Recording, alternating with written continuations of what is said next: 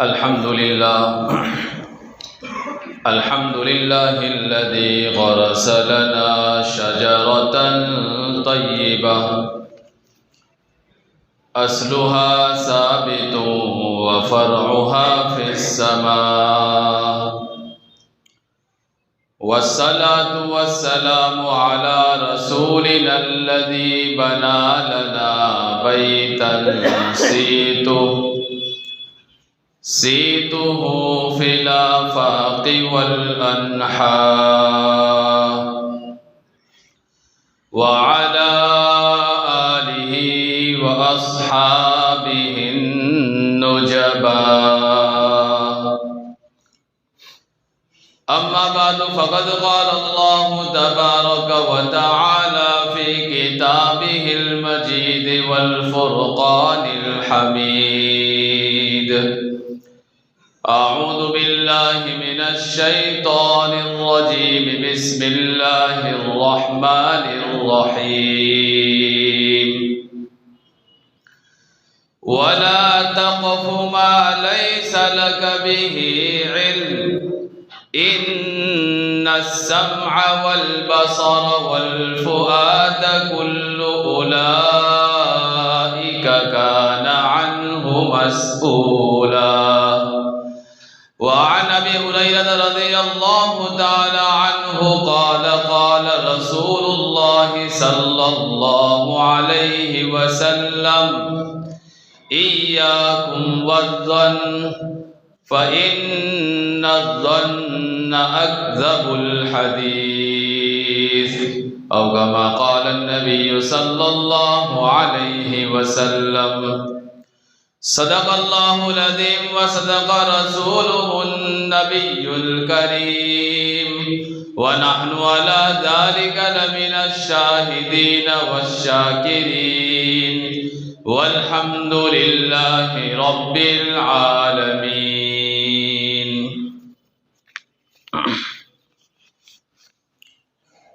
لغزشوں سے جدا تو بھی نہیں میں بھی نہیں،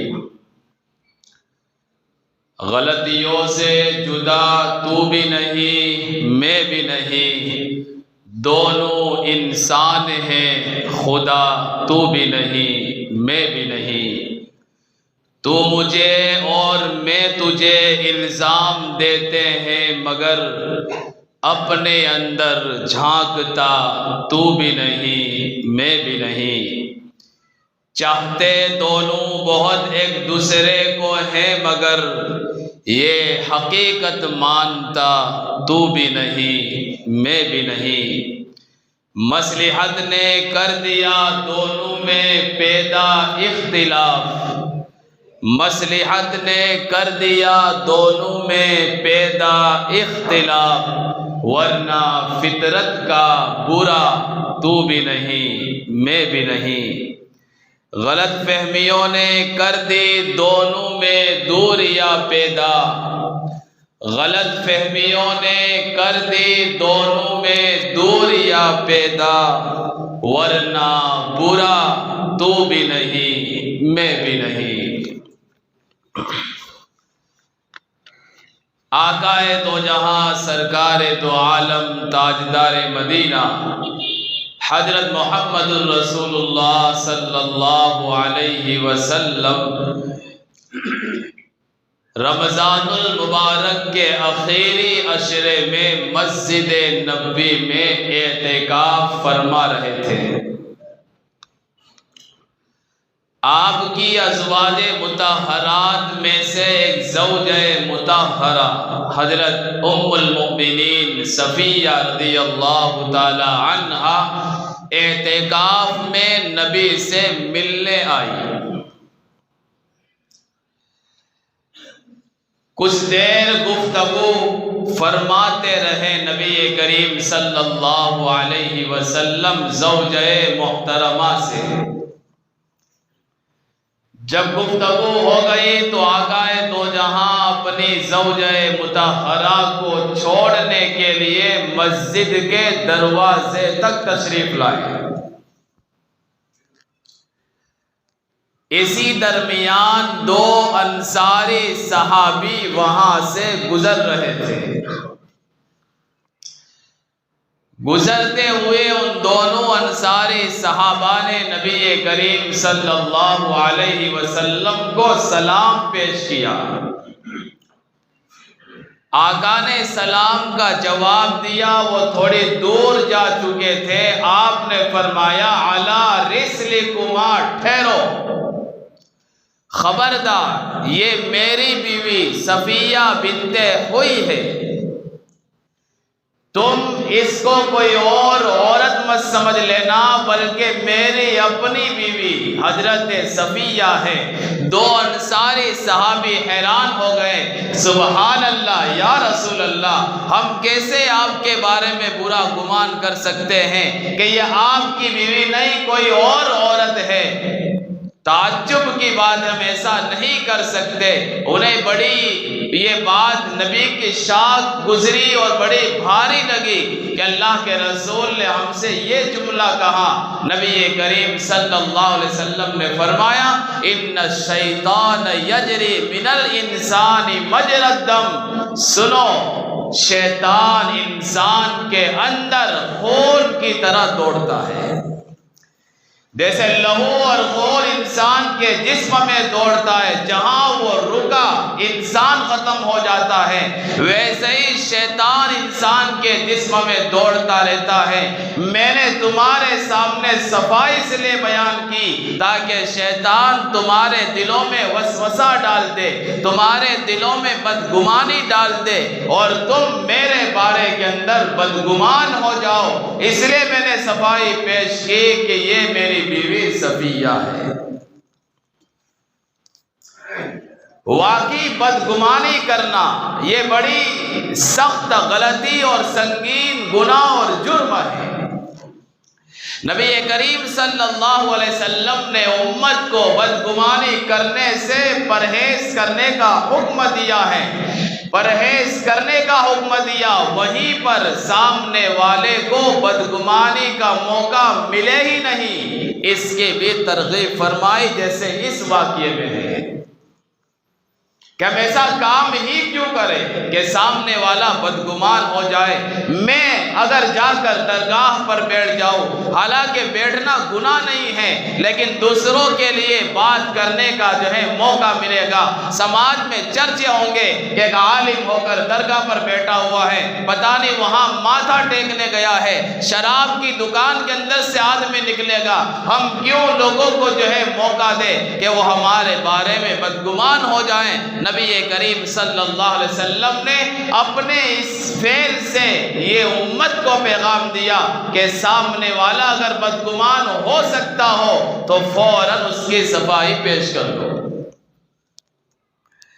گمان کا مطلب کیا ہے؟ بدگمانی یعنی بلا دلیل، کوئی گواہ اور ثبوت ہمارے پاس نہیں ہے، پھر بھی سامنے والے کے بارے میں ہم برا ہونے کا یقین کر لیں، اس کے برا ہونے کا کوئی ثبوت، کوئی ایویڈنس ہمارے پاس نہیں ہے، پھر بھی دل میں یقین کر لینا کہ سامنے والا ماں کا نافرمان ہے، سامنے والا جواریا ہے، جگاریا ہے، سٹے باز ہے، شرابی اور کبابی ہے، یہ بدگمانی کرنا اللہ کو ذرہ برابر پسند نہیں۔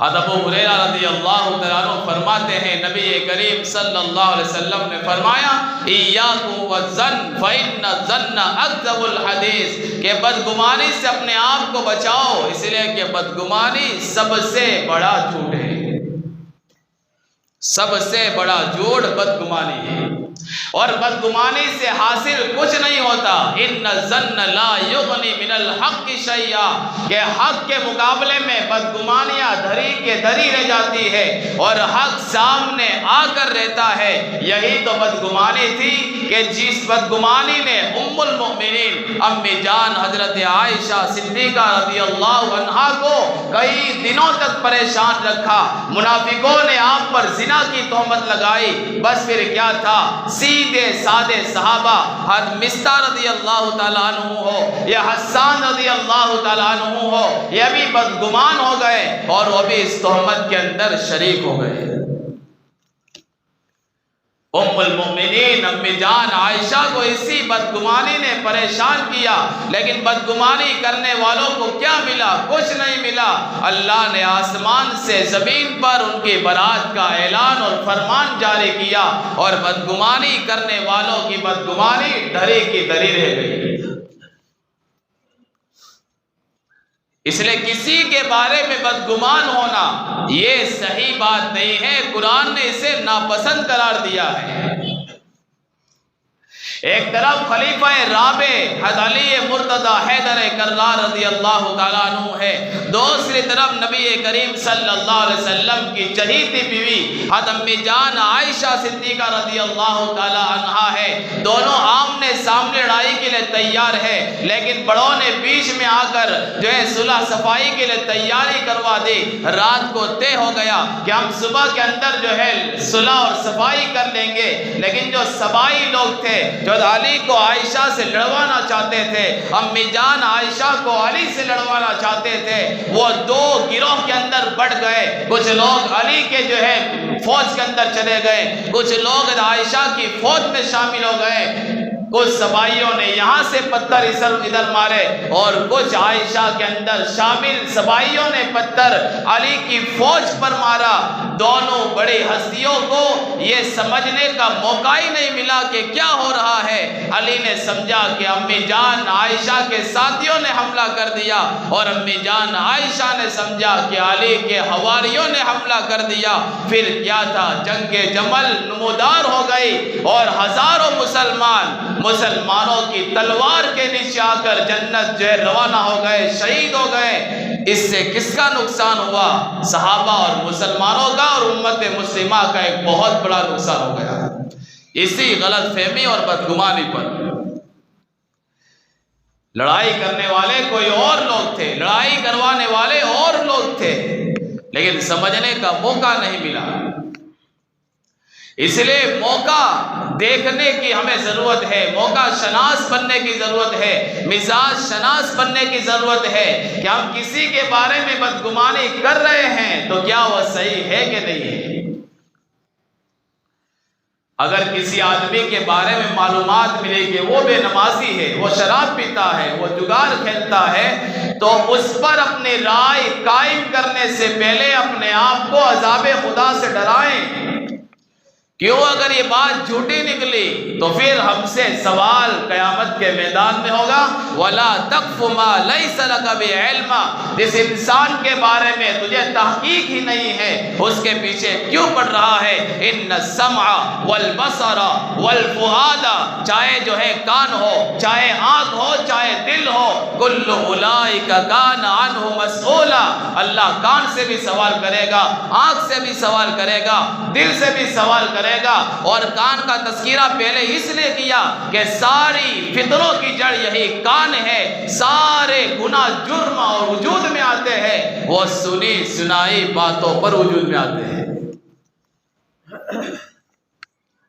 بس بات ٹھیک طریقے سنی نہیں کہ اسے آگے چلتا کر دیا۔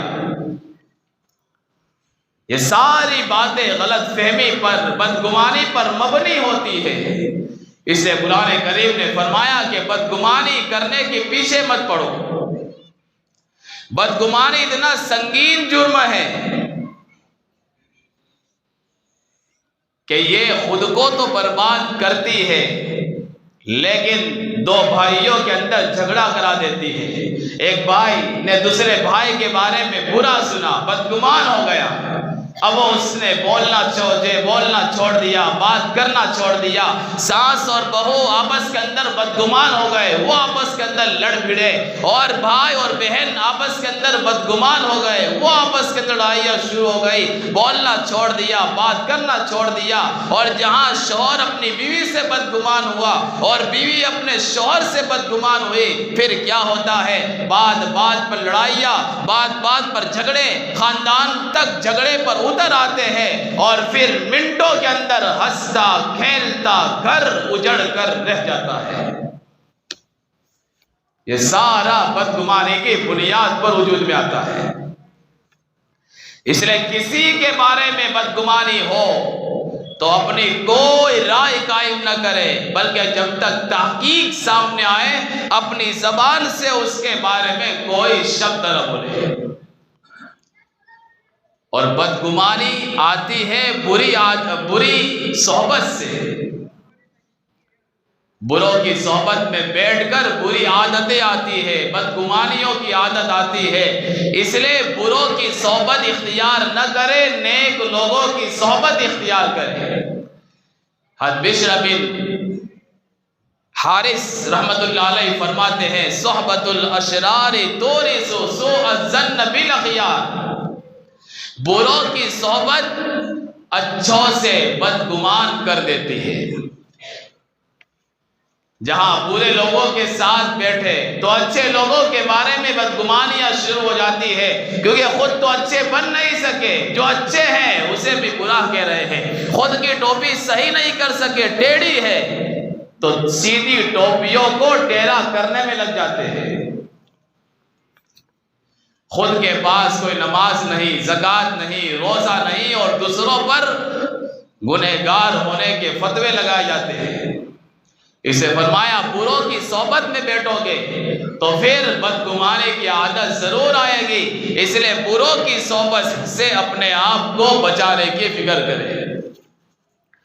اور بدگمانی ایک ایسا گناہ ہے کہ جو آدمی بدگمانی کرنے کا عادی بن گیا تو اس کے علاوہ دوسرے گناہوں کے دلدل میں خود بخود پھنستا چلا جاتا ہے۔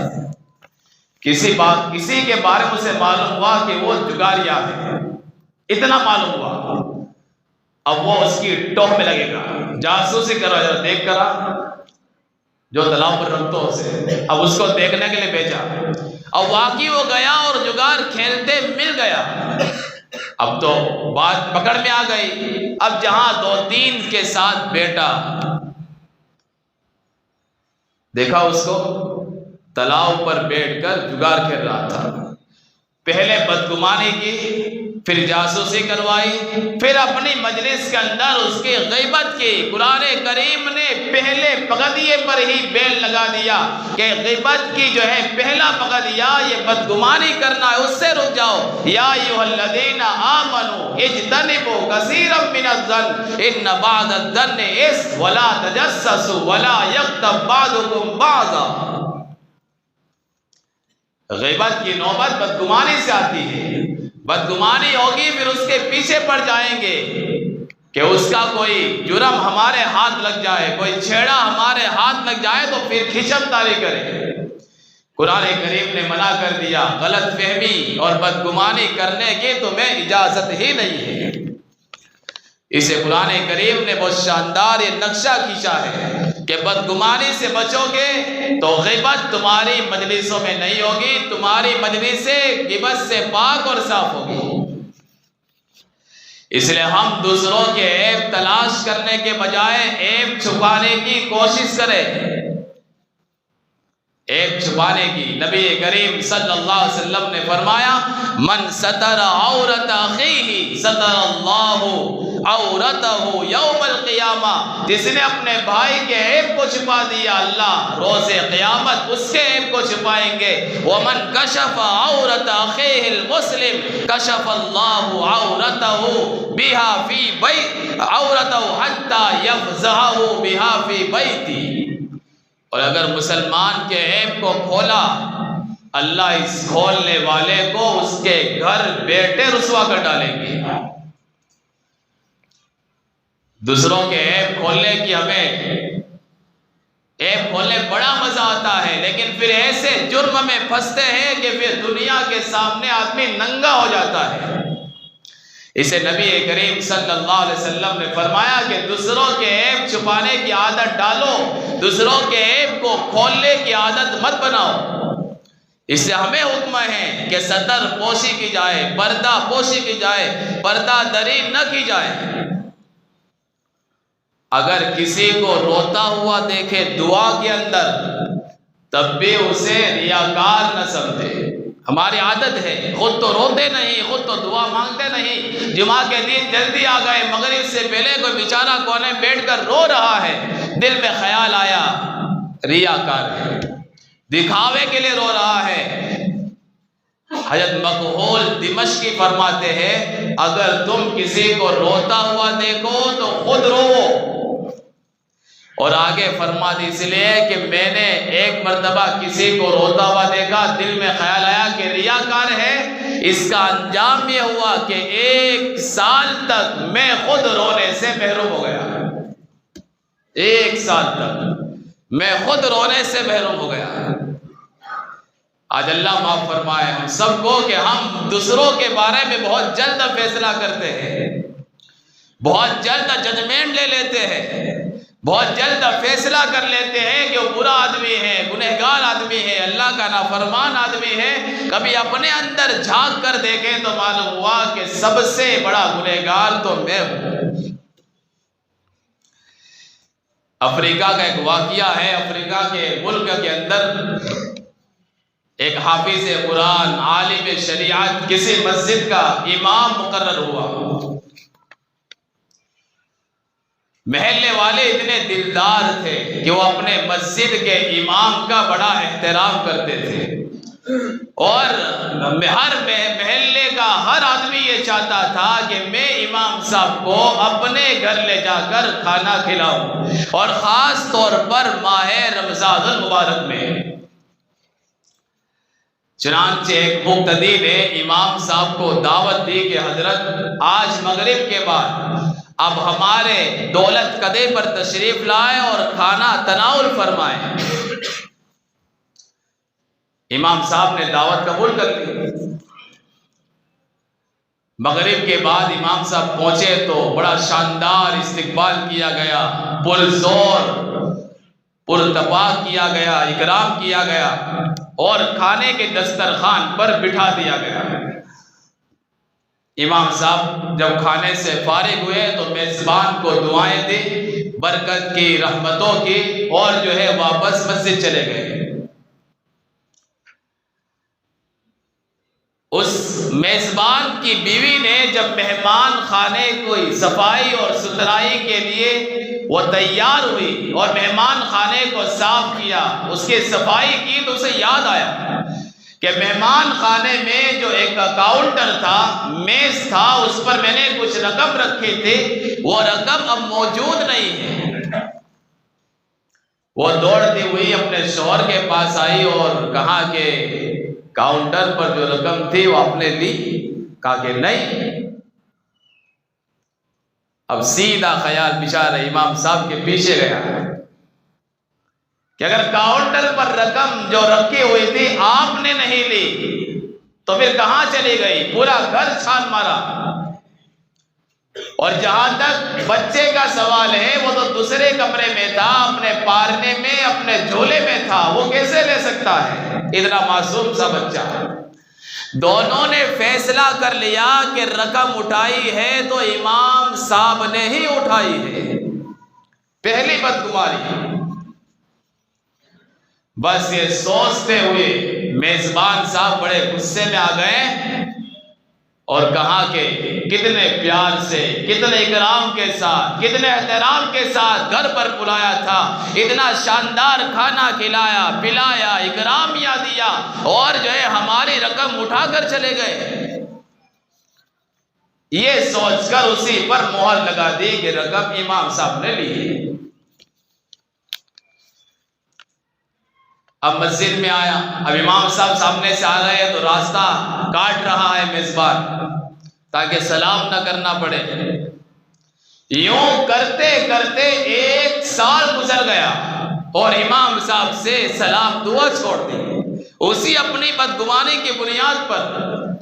سال پورا ہوا تو پھر لوگ امام صاحب کو گھر بلانے لگے۔ وہ میزبان پھر بیوی کے پاس آیا، کیا کرنا چاہیے، بلائے کہ نہیں، یا پھر اس مرتبہ بھی رقم کو گھما دینا ہے؟ بیوی نے کہا کہ امام صاحب کی کوئی مجبوری نہیں ہوگی، مجبوری کے اندر اٹھا کر چلے گئے ہوں گے، بلانا تو چاہیے۔ چنانچہ میزبان پھر امام صاحب کے پاس گیا اور دعوت دے کر گھر لے آیا۔ کھانا کھانے امام صاحب بیٹھے تو کہا کہ حضرت ایک بات عرض کرنی ہے۔ آپ کو یہ محسوس تو ہوا ہوگا کہ پورے سال کے دوران میرا رویہ آپ کے ساتھ کیا تھا کہ میں آپ کو سلام تک نہیں کرتا تھا۔ امام صاحب نے کہا لیکن میں اپنے کام میں اتنا مصروف تھا کہ میں نے اس کی وضاحت نہیں پوچھی کہ بھائی ایسا تم کیوں کر رہے ہو میرے ساتھ، میرا کون سا ایسا جرم ہے۔ کہا کہ حضرت بات ایسی ہے، گزشتہ سال جب آپ گھر پر کھانا کھانے تشریف لائے تھے اور ہم جہاں کھانے بیٹھے تھے وہاں ایک کاؤنٹر تھا، اس پر رقم رکھی ہوئی تھی، وہ رقم آپ کے جانے کے بعد ملی نہیں، کیا آپ نے لی تھی؟ امام صاحب نے کہا کہ ہاں میں نے لی تھی۔ پھر آگے کہا کہ وہ رقم میں نے اٹھائی تھی اور جب میں مہمان خانے سے نکل رہا تھا تو سامنے ونڈو تھا، کھڑکی تھی، وہاں سے ہوا آ رہی تھی، وہ رقم جو رکھی ہوئی تھی وہ نوٹ کی شکل میں تھی، نوٹیں ادھر سے ادھر اڑ رہی تھی، تو میں نے اٹھا کر کہ کہیں یہ نوٹ اڑ نہ جائے، میں نے اٹھا کر نہ فرش پر رکھا نہ کسی اور جگہ پر رکھا کہ یہاں سے بھی غائب ہو سکتی ہے، میں نے وہ اٹھا کر تمہارے مہمان خانے میں رکھے ہوئے قرآن کو کھول کر اس میں رکھ دی تھی۔ پھر امام صاحب یہ کہہ کر رونے لگے اور کہا کہ میں رو اس لیے نہیں رہا ہوں کہ تم نے مجھ پر چوری کا الزام لگا دیا، سال کے 365 دن گزر گئے لیکن ایک مرتبہ تمہیں توفیق تک نہیں ہوئی کہ قرآن کو کھول کر دیکھ لیتے اور پڑھ لیتے، کاش کہ اگر تم پڑھ لیتے قرآن کو تمہاری رقم وہی مل جاتی۔ بس کیا تھا، میزبان جلدی سے کھڑا ہوا، قرآن لا کر کھولا، اس کی رقم اس کے سامنے موجود تھی۔ دو باتیں سمجھ میں آئی کہ بدگمانی کر کے کتنا اس نے گناہ کمایا 1 سال تک، اور دوسری بات کہ قرآن سے اتنی بے توجہی اور بدگمانیوں کی اتنی عادت اور قرآن سے اتنی پیٹ پھیری ہوئی کہ سال تک گزر گیا لیکن قرآن کھلا نہیں۔ امام صاحب نے تو اس نیت کے ساتھ جو ہے رکھے تھے پیسے کہ مسلمان ہیں، رمضان کا مہینہ ہے، مبارک راتیں چل رہی، واقعی یہ لوگ قرآن تو ضرور پڑھیں گے، قرآن کو کھولتے ان کی رقم مل جائے گی۔ لیکن عزیز بھائیو، اس افریقہ کے ایک میزبان کا واقعہ نہیں ہے، میرا اور آپ کا بھی یہی حال ہے کہ نہ ہم نے بدگمانی کی عادت کو چھوڑا اور نہ قرآن کو کھولا۔